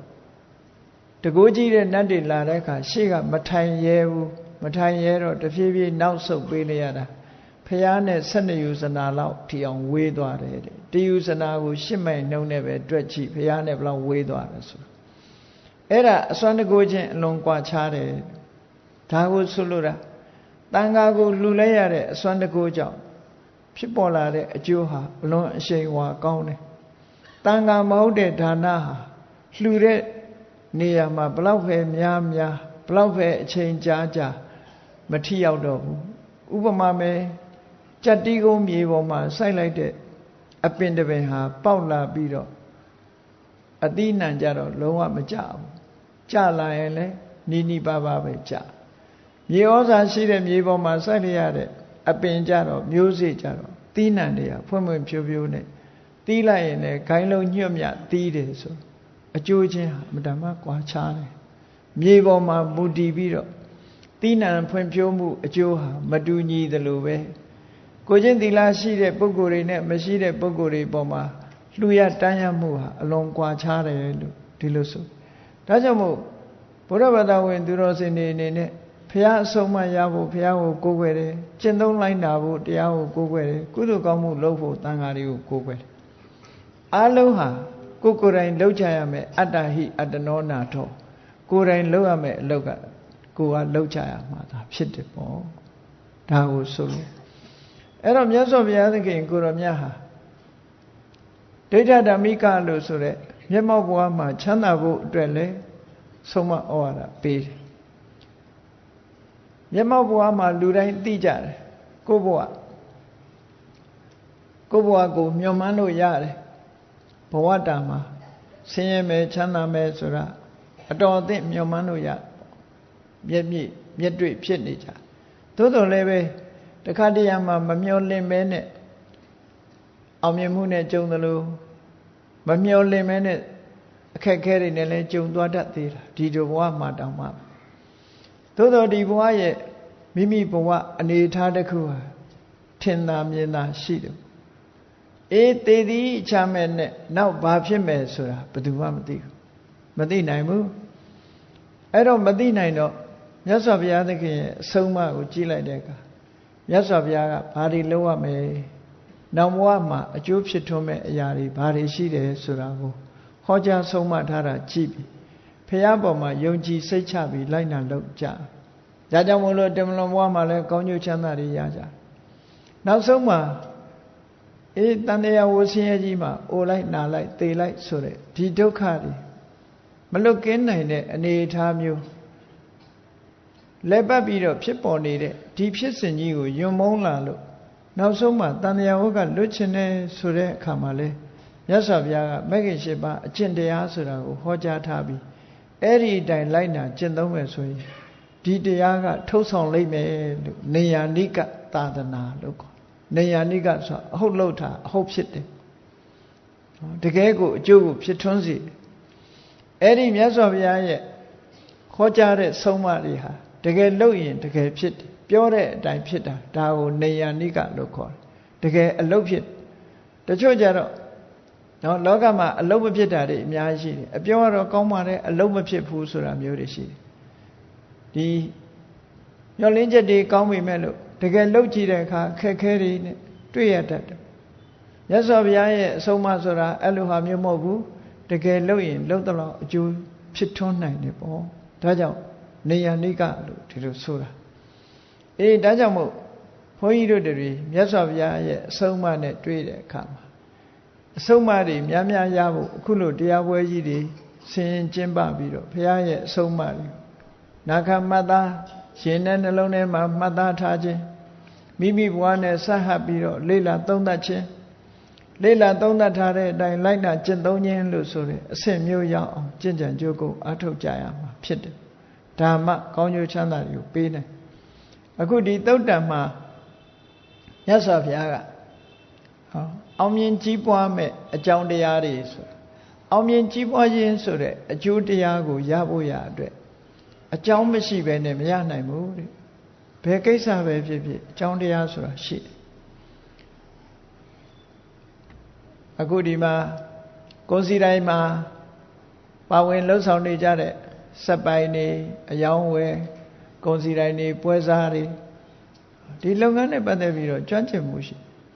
ဘာကြောင့်ကြီးပွားတိုးတက်နေကြတာလဲဘာကြောင့်ချမ်းသာကြွယ်ဝလာကြတာလဲဆိုအကြောင်းရှိတယ်အကြောင်းမရှိဘဲနဲ့မဖြစ်ဘူးအောင်မြင်ကြီးပွားအောင်လှုပ်တတ်တဲ့ပညာရတ်တွေရှိတယ်အမျှော်အမြင်တွေရှိတယ်ကြိုးစားအထောက်မှုတွေရှိတယ်ဒါဟာအောင်မြင်ကြီးပွားခြင်းရဲ့အကြောင်းတွေလက်တွေ့မှာလည်းဒီတိုင်းပဲမြတ်စွာဘုရားဟောတာလည်းဒီတိုင်းပါပဲမြတ်စွာဘုရားကဒီသုတ်တံမှာဟောထားတာလေးကိုမှတ်သားနိုင်ယူပြီးတော့ကြည့်ပြီးတော့ကိုယ်ဘဝနဲ့စဟကြည့်လိုက်မယ်ဆိုရင်လည်းဒီတိုင်းပဲတွေးကြရမှာပါမြတ်စွာဘုရားကဘယ်လိုဟောတုံးဆိုတိဟိဘိက္ခွေအင်္ဂေဟိတမနာကတောပါပဏိကောပါပဏိကဆိုတာအယောင်းဝယ်လှုပ်တဲ့ပုဂ္ဂိုလ်ဆိုင်ထိုင်ပြီးတော့အယောင်းဝယ်လှုပ်တဲ့ရောင်းရေးဝယ်တာလှုပ်တဲ့ပုဂ္ဂိုလ်စီးပွားရှာတဲ့ပုဂ္ဂိုလ်အလုံးခြုံငုံပြောလိုက်မယ်ဆိုရင်စီးပွားရေးလှုပ်တဲ့ပုဂ္ဂိုလ်လူဖြစ်လာလို့ရှိရင်စီးပွားလှုပ်ကြအဲ့ဒီစီးပွားလှုပ်တဲ့ပုဂ္ဂိုလ်မှာအင်္ဂါ၃ချက်ရှိတယ်တဲ့အဲ့ဒီအခြေအနေကောင်း၃ချက်အကြောင်းတရား၃ချက်ပြည့်စုံပြီဆိုလို့ရှိရင်တော့နစေရတေဝမဟတ္တံဝေပုံလတ္တံပါပုဏ္ဏတိတိတ်မကြခင်မဲနဲ့ကြီးမြင့်တိုးတက်လာနိုင်တယ်လို့ဒီလိုဆိုလို့ပွဲစားလုပ်ငန်းပဲလုပ်နော်အယောင်းဝယ်ကိစ္စတခြားကိစ္စတွေပဲလုပ်ဒီအကြောင်းတရားတွေနဲ့ပြည့်စုံအောင်ပြည့်စုံပြီဆိုလို့ရှိရင်အဲ့ဒီပုဂ္ဂိုလ်ဟာစီးပွားဥစ္စာကိစ္စတွေမှာမြင့်မားတိုးတက်လာနိုင်တယ်လို့မြတ်စွာဘုရားဒီလိုဟောလောကနဲ့အောင်မြင်ကြီးပွားဖို့အတွက်လည်းဒီအချက်၃ချက်ဓမ္မရေးရာနဲ့ပတ်သက်လို့ရှိရင်လည်းပဲဒီအချက်၃ချက်ပဲဒီသုတ်တံကဟောထားပုံကလောကီကြီးပွားရေးပဲဖြစ်ဖြစ်လောကုတ္တရာကြီးပွားရေးပဲဖြစ်ဖြစ်ဒီအချက်၃ချက်ဟာလိုအပ်တယ်ဆိုတာအသင်္တရာချင်းထူးခြားတော့လည်းပဲအမြင်အားဖြင့်တော့ဒီ၃ချက်ပဲမြတ်စွာဘုရားထောက်ပြထားပြီးဒီအကြောင်း၃ချက်နဲ့ပြည့်စုံပြီဆိုလို့ရှိရင်အောင်မြင်ကြီးပွားနိုင်တယ်ကဲလောကီကိစ္စအောင်မြင်ကြီးပွားတယ်ဆိုတာလောကီမှာအောင်မြင်နေတဲ့ပုဂ္ဂိုလ်တွေအတွက်ဒါကကိုယ်တိုင်လက်တွေ့ခံစားရပြီးသားဖြစ်တော့သိပြီးသားဖြစ်လိမ့်မြတ်စွာဘုရားသခင်ကိုတော်မြတ်ကအကြောင်း၃မျိုးပေးထားတယ်စီးပွားရေးနဲ့ပတ်သက်ပြီးအောင်မြင်ဖို့အတွက်အချက်၃ချက်လိုအပ်တယ်တဲ့အဲ့ဒီအကြောင်း၃ချက်လိုအပ်တယ်အကြောင်း၃ချက်ဆိုတာနံပါတ်၁ကဘာလို့ဆိုရင်နေတယတမ္ပန္နအမိကောင်းရှိရစီးပွားရေးလုပ်တဲ့ပုဂ္ဂိုလ်ရဲ့အမိကောင်းဆိုဒီမှာငွေကြေးဌနကြွယ်ဝတဲ့ပုဂ္ဂိုလ်ကငွေကြေးထုတ်ဆောင်ပေးခြင်းဟာဒါအမိကောင်းလို့ခေါ်ရနော်ယင်းဒီလုပ်ဖို့ငွေမလုံလောက်ဘူးဆိုရင်ငွေထုတ်ပေးအဲ့ဒါအမိကောင်းခဏခေတ်မှာဆိုလို့ရှိရင်ပုဂ္ဂိုလ်အမိကောင်းနေမဟုတ်ဘူးဘဏ်တွေကနေထုတ်ချေးပြီးတော့စီးပွားလုပ်ကြဘဏ်တွေရှိခြင်းဟာနေတယတမ္ပန္နအမိကောင်းပဲလောက်တကင်တတ်တဲ့ပုဂ္ဂိုလ်တွေဟာငွေကြေးဌနရနိုင်တယ်နေတယတမ္ပန္နရှေးတုန်းကတော့ချမ်းသာကြွယ်ဝတဲ့ပုဂ္ဂိုလ်တွေကအရင်းနှီးတွေကိုထုတ်ပေးလေးရှိကြတယ်အဲ့ဒီအရင်းနှီးတွေကိုအခြေခံပြီးတော့ရောင်းတတ်ဝယ်တတ်တဲ့ပုဂ္ဂိုလ်တွေဟာအမြတ်တွေရပြီးတော့ချမ်းသာကြွယ်ဝသွားကြတယ်ဒီလိုဆိုလို့အဲ့ဒါကိုနေတယတမ္ပန္နလို့ခေါ်တယ်အမိကောင်းရှိရမယ်ဟုတ်မဟုတ်ကိုယ့်အကိုစဉ်းစားကြည့်ပေါ့စက်ပိုင်နေနော်ပွဲစားတွေ ကိုယ်မှာဘလို့အမိကောင်းနေရှိတယ်လဲစဉ်းစားကြည့်ဝေကြေတနာလုံးလိုအပ်တာတဲ့အခါမှာထုတ်ပေးတဲ့ပုဂ္ဂိုလ်ဒါတွေကိုအမိကောင်းနေလို့ပြောဒီတဲ့ပို့ပြီးတော့ကြည်အောင်မယ်ဆိုလို့ရှိရင်စီးပွားရေးနဲ့ပတ်သက်ပြီးအကြံပေးနိုင်တဲ့လူကြီးလူကောင်းတွေဟာလဲနေတယတမ္ပဏပဲပေါ့ကိုယ့်အတွက်အေးဝေကြေတနာဒီထုတ်ချေးတဲ့အမအစပေါ့နော်တောင်သူလယ်သမားတွေလည်းဒီအစိုးရတွေကနေအမတော်ချေးဆိုပြီးတော့ထုတ်ပေးတာဒါနေတယတမ္ပဏထုတ်ပေးတယ်အတိုးနည်းနည်းနဲ့ထုတ်ပေးတယ်ထုတ်ပေးတဲ့အခါမှာလှုပ်တတ်ကြိုင်တတ်ရှိရင်ကြီးပွားတိုးတက်တယ်လှုပ်တတ်ကြိုင်တတ်မရှိဘူးဆိုရင်ကျွေးတင်တာနဲ့ဒုက္ခရောက်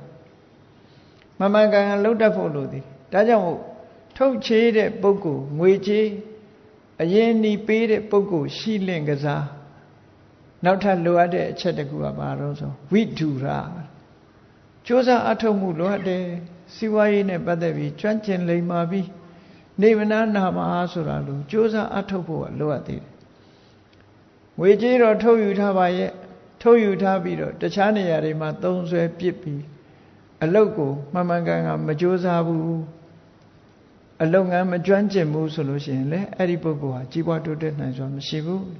ဒါကြောင့်မို့မြတ်စွာဘုရားကထောင်းစိတ်အောင်ဟောတာနေတယတမ္ပဏအမိကောင်းရှိရမယ်လို့ဆိုတဲ့ငွေကြေးထုတ်ပေးမဲ့ပုဂ္ဂိုလ်လည်းရှိတယ်မိမိကိုယ်တိုင်ကလည်းဝိဓုရကြီးမားတဲ့လုံလဝိရိယရှိတယ်ကြိုးစားတယ်အေးကြိုးစားရရလားလို့ဆိုမရဘူးနောက်တစ်ခုလိုအပ်ချက်ကဘာတော့ဆိုစက္ခုမှာစီးပွားရေးအမြင်ရှိရမယ်အယောင်းဝယ်လုပ်တဲ့အခါမှာအမျော်အမြင်ဟာအမတန်မှအရေးကြီးတယ်ဒီအချိန်ဒီကုံအရေးကြီးတယ်ဟိုချိန်ဟိုကုံအရေးကြီးတယ်အရင်ကဘယ်လောက်ရှိတယ်အမြတ်ကဘယ်လောက်ရှိတယ်ဆိုတာတွေကိုတွက်တက်ချက်တက်တဲ့စီးပွားရေးမျက်စိစီးပွားရေးအမြင်ရှိရမယ်ဟောမြတ်စွာဘုရားကဒီသုံးခုကိုဟောထားတာဒီသုံးခုနဲ့ပြည့်စုံလို့ရှိရင်တဲ့စည်းစိမ်ဥစ္စာတွေမှာမကြခင်မဲ့ဖွံ့ဖြိုးတိုးတက်သွားနိုင်ပါတယ်လို့ဟောတာဟုတ်မဟုတ်ကိုယ်တိုင်လှုပ်ကြည့်ပေါ့နော်ကိုယ်တိုင်လှုပ်ကြည့်မြတ်စွာဘုရားကအစဉ်တိုင်းဘယ်လိုဟောတော့ဆိုစက္ခုမှာစီးပွားရေးအမြင်ရှိရမယ်နံပါတ်1ဝိဓုရအမြင်ရှိတဲ့အတိုင်းကြိုးစားအထောက်မှုရှိရမယ်နေတယတမ္ပဏလိုအပ်တဲ့ငွေအရင်ဒီဥစ္စာတွေထုတ်ပေးတဲ့ပုဂ္ဂိုလ်ရှိရမယ်အဲ့ဒီသုံးချက်နဲ့သာညီရင်မကြခင်မဲ့တိုးတက်မယ်လို့ဒီလိုဟောတာဒါလောကစီးပွားရေးနဲ့ပတ်သက်ပြီးတော့မကြခင်ကြီးပွားတိုးတက်နိုင်တယ်လို့ဒီလိုဟောတာအဲ့ဒီအတိုင်းပဲဓမ္မရေးနဲ့ပတ်သက်လာလို့ရှိရင်လေထို့တူပဲမြတ်စွာဘုရားကဘယ်တော့မှတစ်ဖက်သက်မဟောဘူးနော်ဘယ်တော့မှတစ်ဖက်သက်မဟောဘူးလောကရေးဓမ္မရေးနှစ်ခုနှိုင်းယှဉ်ပြီးတော့ဟောလေးရှိတယ်ဒါကြောင့်မို့ဓမ္မရေးနဲ့ကြည့်မယ်ကုသိုလ်ရေးနဲ့ပတ်သက်လာလို့ရှိရင်လေဒီအချက်၃ချက်ပဲမြတ်စွာဘုရားဟောတယ်အဲ့ဒီမှာနေတယတမ္ပဏကုသိုလ်ရေးနဲ့ပတ်သက်လာလို့ရှိရင်တဲ့ဒီအမိကောင်းရှိဖို့လိုအပ်တယ်အမိကောင်းဆရာကောင်းသမားကောင်းမတ္တမအရေးကြီးအမိကောင်းဆရာကောင်းသမားကောင်းဆိုတာဘယ်လိုမြတ်စွာဘုရားရဲ့အဆုံးအမတွေကိုများများသိတဲ့ပုဂ္ဂိုလ်မြတ်စွာဘုရားအဆုံးအမတွေကိုတတ်သိနားလည်တဲ့ပုဂ္ဂိုလ်စာပေကျွမ်းကျင်တဲ့ပုဂ္ဂိုလ်ဘုရားအဆုံးအမတွေကိုဟောပြောနိုင်တဲ့ပုဂ္ဂိုလ်အဲ့ဒါအမိကောင်းပဲတရားဥတရားမြတ်ရခြင်းလို့ကြိုးစားအထုတ်တယ်ဆိုရင်အဲ့ဒီအမိကောင်းဆရာကောင်းသမားကောင်းဆိုတဲ့အမိရှိရဆရာကောင်းသမားကောင်းစီနီးခံလိုက်တဲ့အခါမှာသူကနေရှင်းပြလိုက်မယ်သမထကျင့်စဉ်ဘယ်လိုကျင့်ရမယ်ဝိပဿနာကျင့်စဉ်ဘယ်လိုကျင့်ရဒါနကောင်းမှုလုပ်ရင်ဘယ်လိုစိတ်ထားရမယ်သီလဆောက်တည်ရင်ဘယ်လိုစိတ်ထားရမယ်ဝိပဿနာဘာဝနာကမ္မထံပွားများအထုတ်ရင်ဘယ်လိုစိတ်ထားရမယ်ဘယ်လိုလုပ်ရတယ်ဆိုတဲ့နီးစနစ်တွေကိုစနစ်တကျပြပြီးတော့ဆုံးမဩဝါဒပေးနိုင်တယ်ဘောဓုတတွေပေးနိုင်တဲ့ပုဂ္ဂိုလ်ဟာနေတယတမ္ပဏလို့ခေါ်တယ်အဲ့ဒီနေတယတမ္ပဏအမိကောင်းရလာပြီဆိုလို့ရှိရင်တရားဥတရားများရခြင်းတဲ့ပုဂ္ဂိုလ်ကဘာလုပ်ဖို့လို့လဲဝိဓုရာသူများတဲ့ထူးခြားတဲ့လုံလဝိရိယရှိရမယ်ဘယ်လိုထူးခြားတဲ့လုံလဝိရိယရှိသလဲဆိုရင်ကိုယ်တဏ္ဍာမှာမဖြစ်သေးတဲ့အကုသိုလ်တရားတွေမဖြစ်အောင်ဖြစ်ပြီးသားအကုသိုလ်တရားတွေဖယ်ရှားနိုင်အောင်ကြိုးစားအထောက်အပံ့လူတွေရဲ့စိတ်ထဲမှာအညစ်အကြေးဆိုတာရှိတယ် လောဘဆိုတာဖြစ်တတ်တယ်ဒေါသဆိုတာဖြစ်တတ်တယ်မောဟဆိုတာဖြစ်တယ်မာနတွေအိတ်တာတွေမစ္စရိယတွေဖြစ်တယ်မဖြစ်သေးတဲ့အကုသိုလ်တွေစိတ်ရဲ့အညစ်အကြေးတွေမဖြစ်အောင်ဆိုပြီးတော့စွတ်ပိတ်မှုအတွက်ကြိုးစားအထောက်မတော်တဆဖြစ်လာပြီဆိုလို့ရှိရင်လေလက်ခံမထားဘဲနဲ့ဖယ်ရှားဖို့ကြိုးစားအထောက်ရမယ်အဆိုးဘက်ကအခုလိုကြိုးစားရမှာနှစ်ချက်အကောင်းဘက်ကိုကြည့်တဲ့အခါမဖြစ်သေးတဲ့ကုသိုလ်တရားတွေကောင်းမြတ်တဲ့စိတ်နေသဘောထားတွေမဖြစ်သေးရင်လေ့ကျင့်ယူရဥပမာမဲ့မေတ္တာမထားတတ်သေးဘူးဆိုရင်မေတ္တာထားတတ်အောင်လုပ်ကိုချင်းသီလနဲ့မပြည့်စုံသေးဘူးဆိုရင်ကိုချင်းသီလပြည့်စုံအောင်ကြိုးစားဒီလိုဆိုလို့နေ့စဉ်နဲ့အမျှကိုချင်းသီလပြည့်စုံလာအောင်ကြိုးစားအထောက်ကိုချင်းသီလနဲ့ပြည့်စုံလာပြီဆိုရင်၅ပါးကနေ၈ပါး၈ပါးကနေ10ပါးဆိုတာတိုးတက်များပြားလာအောင်ကြိုးစားအထောက်အဲ့ဒါလို့မဖြစ်သေးတဲ့ကုသိုလ်ဖြစ်အောင်လုပ်ရမယ်ဖြစ်ပြီးသားကုသိုလ်တိုးတက်များပြားလာအောင်လုပ်ရမယ်ကြိုးစားရမယ်ဆိုတဲ့ဝိတုရကြီးမားတဲ့လုံလဝိရိယထူးခြားတဲ့လုံလဝိရိယရှိဖို့လိုတယ်ခုနတုန်းကစီးပွားလုပ်ချင်တဲ့ပုဂ္ဂိုလ်ဟာငွေကြေးတနဒီအရင်အနည်းကိုထုတ်ပေးတဲ့ပုဂ္ဂိုလ်လိုအပ်တယ်လို့တရားဓုတရားမြတ်ရခြင်းတဲ့ပုဂ္ဂိုလ်ကုသိုလ်ကောင်းမှုဘက်မှာတိုးတက်ခြင်းတဲ့ပုဂ္ဂိုလ်ဟာလည်းပဲဆရာကောင်းသမားကောင်းဆိုတဲ့အမိနော်နီလန်းကောင်းတွေကိုပံ့ပိုးပေးနိုင်တဲ့ဆရာကောင်းသမားကောင်းလိုအပ်တယ်ဆရာကောင်းသမားကောင်းရလို့ငွေကြေးတနထုတ်ချီးတဲ့ပုဂ္ဂိုလ်ကထုတ်ပေးတဲ့အခါမှာအရင်ဤထုတ်ပေးတဲ့အခါမှာကိုယ်တိုင်ကကြိုးစားဖို့လိုအပ်တယ်လို့ဆရာကောင်းသမားကောင်းစီကနီးရလို့ရှိရင်လည်းကြိုးစားအထောက်မှုဆိုတာလိုအပ်တယ်ဒီလိုဆိုလိုတာပေါ့အဲ့ဒါလို့ကြိုးစားအထောက်တဲ့အခါမှာအရေးကြီးတာကဘာတော့ဆိုလို့ရှိရင်ပညာအမျှော်အမြင်ရှိဖို့အရေးကြီးတယ်ဒါကြောင့်မို့စက္ခုမှာပညာအမျှော်အမြင်ရှိတယ်အမြင်ရှိဖို့အတွက်တရားဓမ္မနဲ့ပတ်သက်ပြီးတော့အမြင့်ဆုံးအမျှော်အမြင်ဆိုတာဘာလဲသစ္စာလေးပါးကိုသိမြင်ခြင်းပဲဖြစ်တယ်ဟောသစ္စာလေးပါးကိုမသိလို့ရှိရင်တဏှာဝကလွတ်နိုင်တာမဟုတ်ဘူးသစ္စာလေးပါးကိုသိခြင်းဖြင့်သာလေတဏှာဝကလွတ်သစ္စာလေးပါးဆိုဒီမှာဘုန်းကြီးတို့ရထားတဲ့ခန္ဓာ၅ပါးဘုန်းကြီးတို့ဘဝဖြစ်ပေါ်နေတဲ့ခန္ဓာ၅ပါးနဲ့ပတ်သက်ပြီးတော့ငါလည်းမဟုတ်ဘူးငါဟာလည်းမဟုတ်ဘူးအလုံးဟာဆင်းရဲဒုက္ခတသက်မြတာဖြစ်တယ်လို့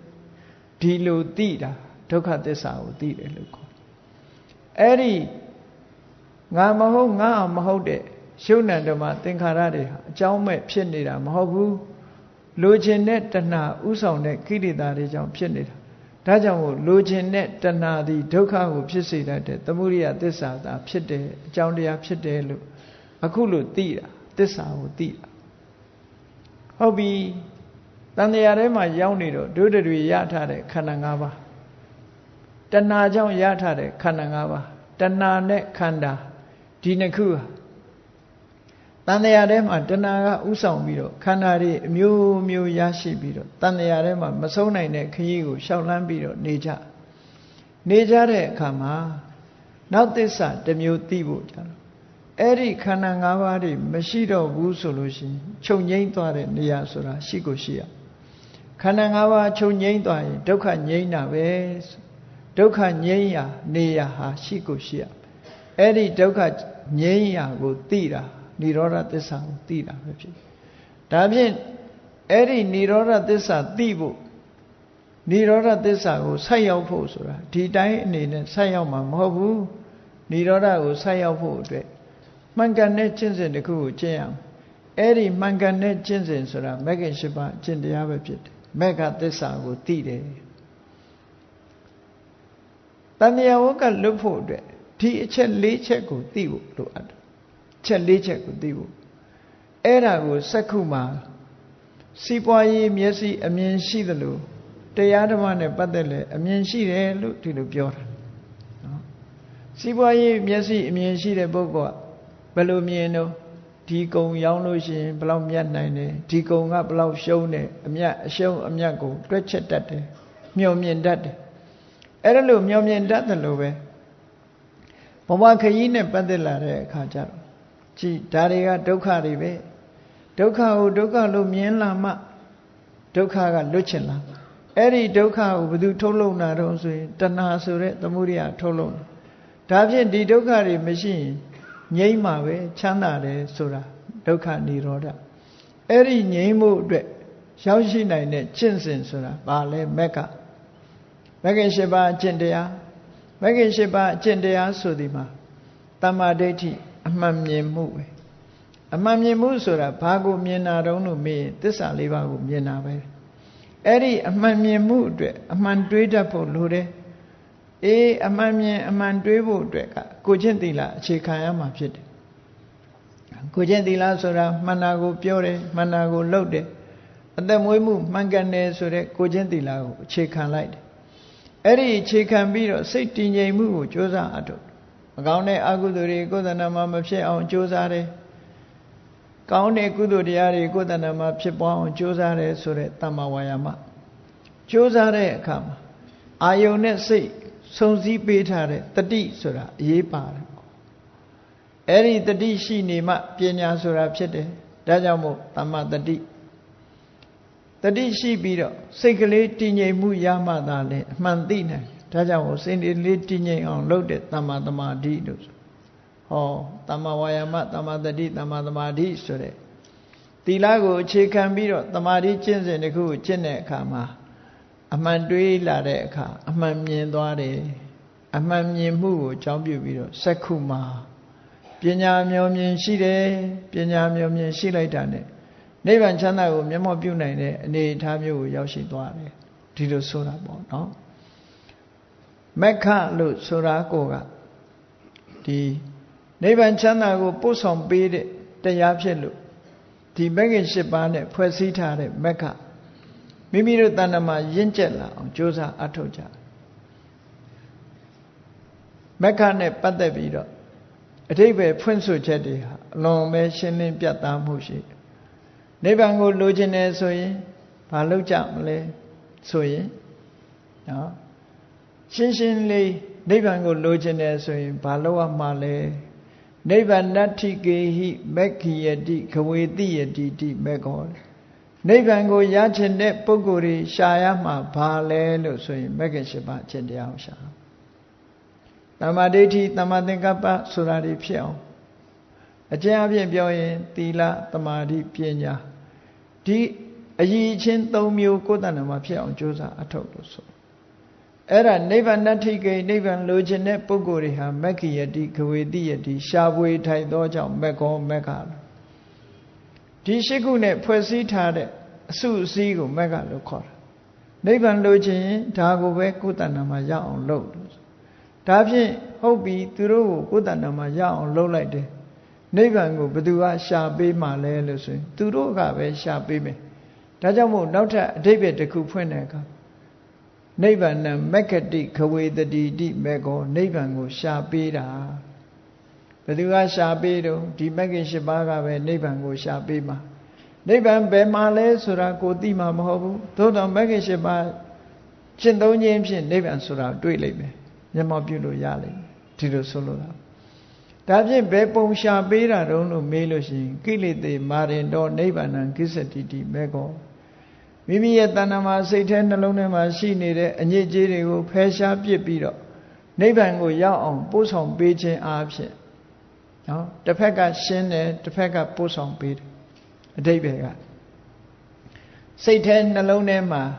အညစ်အကြေးတွေရှိနေရင်နိဗ္ဗာန်ကိုမမြင်နိုင်ဘူးကောင်းကင်ကလာကြီးတာနေပြီမဲ့လို့တိမ်နေဖုံးနေလို့ရှင်အလင်းရောင်ထွက်မှာမဟုတ်ဘူး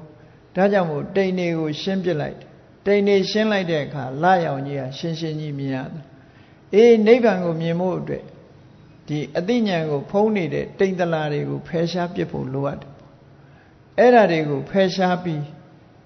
မိမိကိုယ်တိုင်ကဖယ်ရှားเสียမလို့ပဲမိမိကျင့်သုံးတဲ့မဂ္ဂင်၈ပါးအကျင့်တရားကနေပြီးတော့ကိလေသေမာရင်တော့ကိလေသာဆိုတဲ့တိမ်တလာတွေအမိုက်အတိုက်တွေအကာအကွယ်တွေကိုဖယ်ရှားပစ်ပြီးတော့နိဗ္ဗာန်ဂစ္ဆတိနိဗ္ဗာန်တဲ့ကိုရောက်သွားတယ်ရောက်အောင်ပို့ဆောင်ပေးလိုက်တယ်လို့ဒါကြောင့်မို့လို့မက္ခလို့ခေါ်တာနိဗ္ဗာန်လိုချင်လို့ရှိရင်လေဟောဒီမက္ခနိဗ္ဗာန်ကိုရှာပေးမှာကလည်းဟောဒီမက္ခနိဗ္ဗာန်ကိုရောက်အောင်ပို့ပေးတာလေဒီမက္ခပဲ မှန်ကန်တဲ့အမြင်ဒါကိုရည်စူးပြီးတော့စက္ခုမှာမျက်စိအမြင်ရှိပြီးဆိုလို့ရှိရင်တဲ့ကုသိုလ်တရားတွေနဲ့ပတ်သက်ပြီးတော့လင်းမြန်စွာတိုးတက်ပြီးထူးခြားတဲ့အသိဉာဏ်တွေကိုမျက်မှောက်ပြုနိုင်မှာဖြစ်တယ်လို့မြတ်စွာဘုရားကလောကီနဲ့ဆက်ဆက်ပြီးလောကုတ္တရာကိုလည်းဟောတယ်ဒါကြောင့်မို့အောင်မြင်ကြီးပွားဆိုတဲ့နေရာမှာစီးပွားရေးနဲ့အောင်မြင်ကြီးပွားတာကတစ်ခု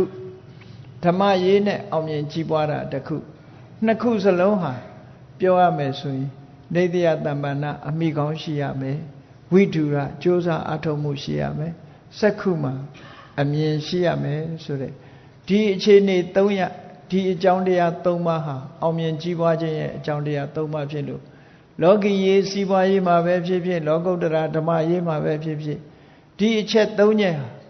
အသွင်သဏ္ဍာန်အားဖြင့်တူတူပဲအနှစ်သာရသာကွဲပြားခြားနားသွားတယ်လို့မြတ်စွာဘုရားကဒီသုတ်တံမှာဒီလိုဟောခဲ့တာဖြစ်ပါတယ်ဒါကြောင့်တရားချစ်ခင်သူတော်စင်ပြိဿအပေါင်းတို့မြတ်ဗုဒ္ဓရဲ့အဆုံးအမကိုရရှိထားတဲ့အခါမှာလောကီစီးပွားရေးအောင်မြင်မှုအတွက်လည်းဒုတွေဒီအချက်၃ချက်နဲ့ကျင့်ကြံကြိုးကိုအားထုတ်ရမှာဖြစ်တယ်လောကုတ္တရာဓမ္မရေးရအောင်မြင်ကြီးပွားဖို့ရလည်းပဲဒုတွေအမြင်ရှိရမှာဖြစ်တယ်ကြိုးစားအားထုတ်မှုရှိရမှာဖြစ်တယ်အမိကောင်းရှိရမှာဖြစ်တယ်လို့ကိုယ်စီသဘောကျပြီးတော့အကြောင်းတရားတွေကိုစီးပူးအားထုတ်ခြင်းဖြင့်နိဗ္ဗာန်ချမ်းသာကိုမျက်မှောက်ပြုနိုင်အောင်ကိုယ်စီကိုယ်ငှကျင့်ကြံကြိုးကုပ်အားထုတ်တော်မူနိုင်ကြပါစေကုန်သတည်း